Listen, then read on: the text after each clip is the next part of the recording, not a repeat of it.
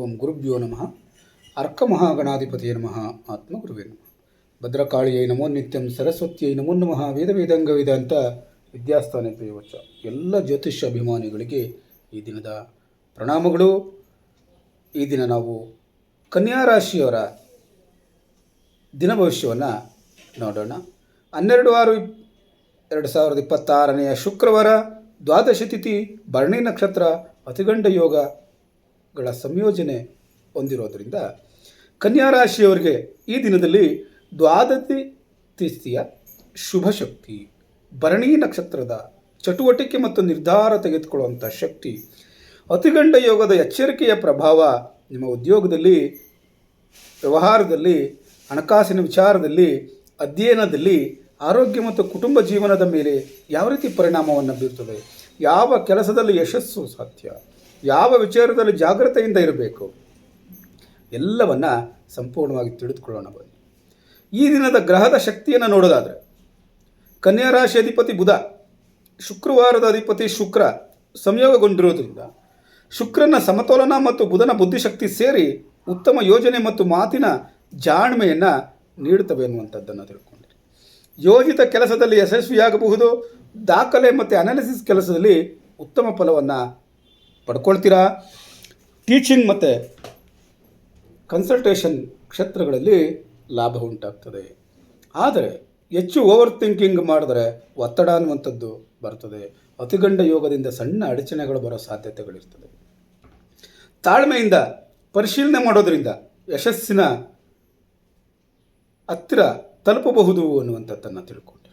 ದ್ವಾದಶಿ ತಿಥಿಯ ಪ್ರಭಾವ ಇರೋದರಿಂದ ಬಾಕಿ ಉಳಿದ ಕೆಲಸಗಳು ಪೂರ್ಣಗೊಳ್ಳಬಹುದು. ಆಧ್ಯಾತ್ಮಿಕ ಶಾಂತಿ ಎನ್ನುವಂಥದ್ದನ್ನು ಪಡ್ಕೊಳ್ತೀರಿ. ಮನಸ್ಸಿಗೆ ನೆಮ್ಮದಿ ಉಂಟಾಗ್ತದೆ. ಆದ್ದರಿಂದ ಇದು ವಿಷ್ಣುವಿನ ಸ್ಮರಣೆ ಶುಭ ಫಲವನ್ನು ಕೊಡ್ತದೆ. ಹಳೆಯ ಸಮಸ್ಯೆಗಳಿಗೆ ಪರಿಹಾರ ಸಿಗ್ತದೆ. ಕೆಲಸದಲ್ಲಿ ಸ್ಪಷ್ಟತೆ ಎನ್ನುವಂಥದ್ದು ಬರ್ತದೆ. ಭರಣಿ ನಕ್ಷತ್ರದ ಪ್ರಭಾವ ಇರೋದರಿಂದ ಕೆಲಸದಲ್ಲಿ ಚುರುಕುತನ, ಹೊಸ ಪ್ರಯತ್ನಕ್ಕೆ ಧೈರ್ಯ, ನಿರ್ಧಾರ ತೆಗೆದುಕೊಳ್ಳುವಂಥ ಸಾಮರ್ಥ್ಯವನ್ನು ಹುಟ್ಟಾಗ್ತದೆ ಎನ್ನುವಂಥದ್ದು. ಹೊಸ ಯೋಜನೆ ಆರಂಭಕ್ಕೆ ಅವಕಾಶಗಳು ಸಿಗ್ತದೆ. ಪೆಂಡಿಂಗ್ ವರ್ಕ್ಗಳನ್ನು ಮುಗಿಸೋವಂಥ ಸಾಧ್ಯತೆ ಉಂಟಾಗ್ತದೆ. ಆದರೆ ಆತುರತೆಯ ನಿರ್ಧಾರ ತೆಗೆದುಕೊಳ್ಳೋದು ಬೇಡ. ಟೀಕೆಗೆ ಹೆಚ್ಚು ಪ್ರಾಧಾನ್ಯತೆಯನ್ನು ಕೊಡಬೇಡಿ. ಯಾರಾದರೂ ಟೀಕೆ ಮಾಡಿದ್ರೆ ನೀವು ರೆಸ್ಪಾನ್ಸ್ ಮಾಡೋದಕ್ಕೆ ಹೋಗ್ಬಿಡಿ, ಅಥವಾ ನೀವು ಯಾರನ್ನು ಟೀಕೆ ಮಾಡಬಾರ್ದು ಅನ್ನುವಂಥದ್ದನ್ನು ತಿಳ್ಕೊಂಡ್ರಿ. ಅತಿಗಂಡ ಯೋಗ ಇರೋದರಿಂದ ಕೆಲಸದಲ್ಲಿ ಸ್ವಲ್ಪ ವಿಳಂಬ ಆಗ್ತದೆ. ಸಣ್ಣ ಒತ್ತಡಗಳು ಉಂಟಾಗ್ತದೆ. ಅನಾವಶ್ಯಕವಾಗಿ ಮಿಸ್ಅಂಡರ್ಸ್ಟ್ಯಾಂಡಿಂಗ್ ಆಗೋ ಸಾಧ್ಯತೆಗಳು ಬರಬಹುದು. ಆದರೆ ತಾಳ್ಮೆಯಿಂದ ಲಾಭವನ್ನು ಪಡ್ಕೊಳ್ಬೋದು. ಸೂಕ್ತ ರೀತಿಯಿಂದ ಕೆಲಸವನ್ನು ಮಾಡಿದ್ರೆ ಸಮಸ್ಯೆಯನ್ನು ತಪ್ಪಿಸಬಹುದು ಅನ್ನುವಂಥದ್ದನ್ನು ತಿಳ್ಕೊಂಡಿರಿ. ವಿಶೇಷವಾದಂಥ ಎಚ್ಚರಿಕೆ, ಅನ್ನೆಸೆಸರಿ ಆರ್ಗ್ಯುಮೆಂಟ್ ಮಾಡುವಂಥದ್ದು ಬೇಡ. ಹಣಕಾಸು ವಿಚಾರದಲ್ಲಿ ನಿಧಾನವಾಗಿ ಯೋಚಿಸಿ ತೀರ್ಮಾನವನ್ನು ತೆಗೆದುಕೊಳ್ಳಿ. ಉದ್ಯೋಗದಲ್ಲಿರುವಂಥ ಕನ್ಯಾ ರಾಶಿಯವರಿಗೆ ಪರಿಶ್ರಮಕ್ಕೆ ತಕ್ಕ ಫಲ ಸಿಗುವಂಥ ಸಾಧ್ಯತೆ ಇದೆ. ಹಿರಿಯರಿಂದ ಸಪೋರ್ಟ್ ಸಿಗ್ತದೆ. ನಿಮ್ಮನ್ನು ಗುರುತಿಸುವಂಥ ಕಾರ್ಯಗಳು ಬರ್ತದೆ. ಪೇಪರ್ ವರ್ಕ್ ಕಂಪ್ಲೀಷನ್ ಮಾಡುವಂಥ ಸಾಧ್ಯತೆಗಳು ಇರ್ತದೆ. ಯಾವುದಾದ್ರು ರಿಪೋರ್ಟ್ ಬಂದಿಲ್ಲ ಅಂತಂದರೆ ಇದನ್ನು ಬರೋ ಸಾಧ್ಯತೆ ಇರ್ತದೆ. ಆದರೆ ಪರ್ಫೆಕ್ಷನ್ಗಾಗಿ ಹೆಚ್ಚು ಸಮಯವನ್ನು ವೆಚ್ಚ ಮಾಡಬೇಡಿ. ಆಫೀಸ್ನಲ್ಲಿ ಸ್ವಲ್ಪ ಸ್ಟ್ರೆಸ್ ಇರುತ್ತೆ, ಅದನ್ನು ಮನೆವರೆಗೂ ತಗೊಂಡೋಗಬಾರ್ದು ಅನ್ನುವಂಥದ್ದು. ಕ್ಷೇತ್ರವಾರ ಉದ್ಯೋಗ ಫಲ ಹೇಗಿರ್ತದೆ ಅನ್ನುವಂಥದ್ದು ನೋಡೋಣ. ರಿಸರ್ಚ್ ಮಾಡುವಂಥವ್ರಿಗೆ, ಜ್ಯೋತಿಷಿಗಳಿಗೆ, ಶಿಕ್ಷಕರಿಗೆ ಅತ್ಯುತ್ತಮವಾದಂಥ ದಿನ. ಅಕೌಂಟೆಂಟ್ ಮಾಡುವಂಥವ್ರಿಗೆ, ಅಕೌಂಟ್ಸ್ ನೋಡ್ಕೊಳ್ಳುವಂಥವ್ರಿಗೆ, ಅನಾಲಿಸಿಸ್ ವರ್ಕ್ ಮಾಡುವಂಥವ್ರಿಗೆ ಪೇಪರ್ ವರ್ಕ್ನಲ್ಲಿ ಯಶಸ್ವಿ ಆಗ್ತದೆ. ಆಕ್ಯುರಸಿ ಹೆಚ್ಚಾಗ್ತದೆ ಎನ್ನುವಂಥದ್ದನ್ನು ತಿಳ್ಕೊಂಡು. ಖಾಸಗಿ ಉದ್ಯೋಗದಲ್ಲಿರುವಂಥವ್ರಿಗೆ ಸೀನಿಯರ್ಗಳಿಂದ ಅಪ್ರಿಸಿಯೇಷನ್ ಬರ್ತದೆ. ಟೀಮ್ ವರ್ಕಲ್ಲಿ ಸಪೋರ್ಟ್ ಸಿಗ್ತದೆ. ಬಿಸ್ನೆಸ್ ಮಾಡುವಂಥವ್ರಿಗೆ ಯೋಜನೆ ಮತ್ತು ವಿಶ್ವಾಸದಿಂದ ಲಾಭ ಉಂಟಾಗ್ತದೆ. ಆದಾಯದ ಕ್ಷೇತ್ರಗಳು ಪುಸ್ತಕ ಬರೆಯುವಂಥದ್ದು, ಪಬ್ಲಿಷಿಂಗ್ ಮಾಡುವಂಥದ್ದು, ಕನ್ಸಲ್ಟೇಷನ್ ಮಾಡುವಂಥದ್ದು, ಆರೋಗ್ಯದಲ್ಲಿ ಸೇವೆ ಮಾಡುವಂಥದ್ದು, ಇವುಗಳಲ್ಲಿ ಲಾಭ ಅನ್ನುವಂಥದ್ದು ಉಂಟಾಗ್ತದೆ. ಹಣಕಾಸಿನಲ್ಲಿ ಸಣ್ಣ ಲಾಭ ಹೋಗ್ತದೆ.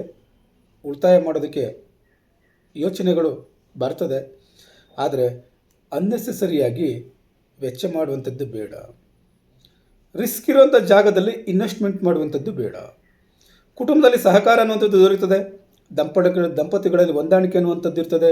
ಆದರೆ ಸಣ್ಣ ವಿಚಾರಕ್ಕೆ ಟೀಕೆ ಮಾಡುವಂಥದ್ದು ಬೇಡ. ಪರ್ಫೆಕ್ಷನ್ ಬಗ್ಗೆ ಎಕ್ಸ್ಪೆಕ್ಟೇಷನ್ ಹೆಚ್ಚಿಗೆ ಇಟ್ಕೊಬಾರ್ದು ಅಲ್ವಾ. ಓಕೆ.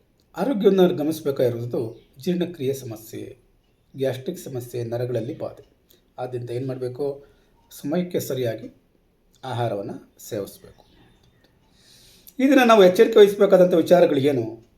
ಓವರ್ ಥಿಂಕಿಂಗ್ ಮಾಡಬಾರ್ದು, ವಾಹನ ಚಾಲನೆಯಲ್ಲಿ ಜಾಗ್ರತೆ ಇರಲಿ, ಪರಿಹಾರಕ್ಕೋಸ್ಕರ ದುರ್ಗಾದೇವಿಯ ಪ್ರಾರ್ಥನೆಯನ್ನು ಮಾಡಿ, ಕೊನೆಗೊಂದು ಕಿವಿಮಾತು, ತಾಳ್ಮೆ, ಪರಿಶೀಲನೆ ಮತ್ತು ಸರಿಯಾದ ಯೋಜನೆಗಳಿಂದ ಅಡೆತಡೆಗಳ ನಡುವೆಯೂ ಯಶಸ್ಸನ್ನು ಗಳಿಸೋದಕ್ಕೆ ಮತ್ತು ಲಾಭವನ್ನು ಪಡ್ಕೊಳೋದಕ್ಕೆ ಸಹಕಾರವನ್ನು ನೀಡುವಂಥದ್ದು ಈ ದಿನ ಆಗಿರ್ತದೆ ಅನ್ನುವಂಥದ್ದನ್ನು ಗಮನದಲ್ಲಿಟ್ಕೊಳ್ಳಿ. ಈ ದಿನ ಭವಿಷ್ಯ ನಿಮಗೆ ಸಂತೋಷವನ್ನು ತಂದಿದ್ದರೆ ತಪ್ಪದೆ ಚಾನಲ್ನ ಸಬ್ಸ್ಕ್ರೈಬ್ ಮಾಡಿ.